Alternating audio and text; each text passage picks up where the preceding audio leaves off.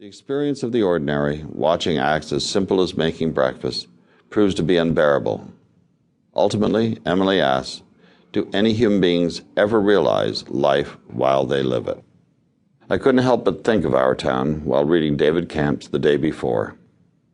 There have been many accounts of the horrific events in Newtown, Connecticut, last December, when a gunman shot and ultimately killed 20 school children and 6 adults at Sandy Hook Elementary School. Camp does not reconstruct these events. His focus instead is on life as it was lived in this small New England town during the 24 hours before the shootings occurred. The local priest takes his kids from school on a holiday field trip to New York City. The elementary school principal prepares for a book fair and the annual Christmas concert. The owner of the local bagel shop deftly manages the middle schoolers who swarm her premises when classes let out. The police chief prepares to set up a DUI checkpoint in anticipation of excess holiday cheer.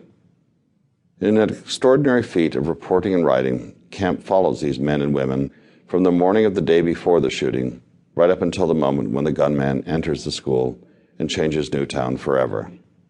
Camp builds the accumulated detail of the ordinary into full-blown portraits not only of individuals, but also of a community.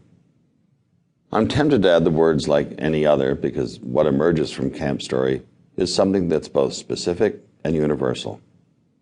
Literally seconds after he turned his dispatch over to Cullen Murphy, his editor here at Vanity Fair, Camp opened his web browser and came upon the breaking story of the mass killing at the Navy Yard in Washington, D.C. A few days later, in a column in the British newspaper The Observer, Henry Porter, VF's London editor, wrote that more Americans have been killed by firearms over the past 45 years than in all the wars the U.S. has been involved in since its birth. Furthermore, forecasters predict that within 2 years, firearm deaths will surpass those of road deaths. Bill Ruprecht has been the CEO of Sotheby's for more than 13 years. He knows his company inside out, having worked his way up from the bottom since joining the firm 30 years ago as a typist. These days, he's at the top of his game. His company's stock has increased more than threefold since he became CEO, and he's widely respected by both his colleagues and his competitors.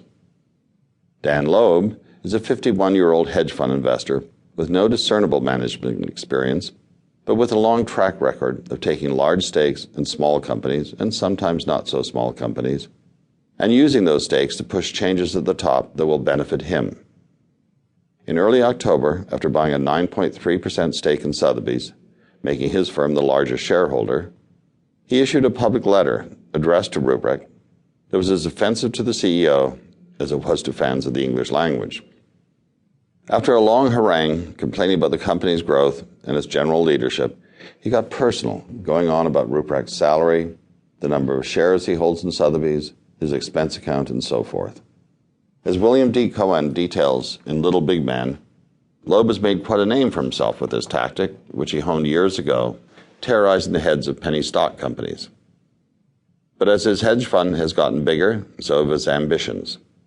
In the past couple of years, he's issued similarly poisonous missives to the heads of Sony and Yahoo with the goal of effecting changes.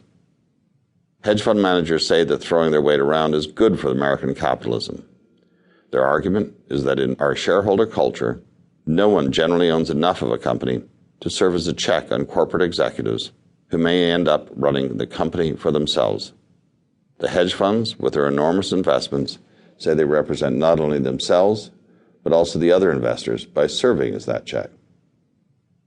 On the other hand, most hedge fund operators know virtually nothing about the businesses they target, while preaching austerity or innovation or whatever sounds good that day.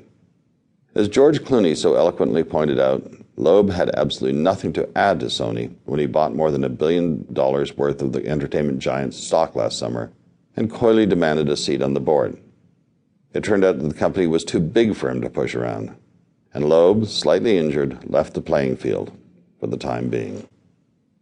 In his battle for some sort of control over Sotheby's, he's wielding as a cudgel the fact that Ruprecht held a lavish dinner at a Manhattan restaurant for 50 of the auction house's top producer employees. As former Sotheby's London chairman Gray Gowrie pointed out in the Financial Times, arch-rival Christie's, which is privately owned and thus immune to the carping of jackal investors.